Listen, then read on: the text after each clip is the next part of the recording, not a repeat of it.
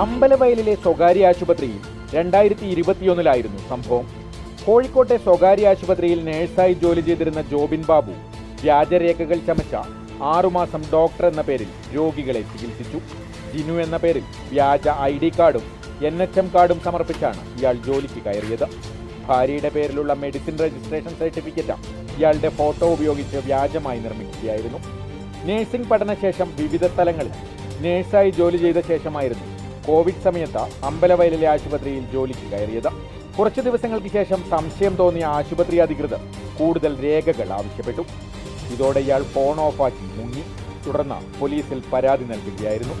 Police നടത്തിയ അന്വേഷണത്തിൽ ജോബിൻ പേരാമ്പ്ര കല്ലോട് വാടക വീട്ടിൽ താമസിക്കുന്നതായി കണ്ടെത്തി. തുടർന്ന് അമ്പലവയൽ പോലീസ് പേരാമ്പ്രയിലെത്തി ഇയാളെ പിടികൂടുകയായിരുന്നു.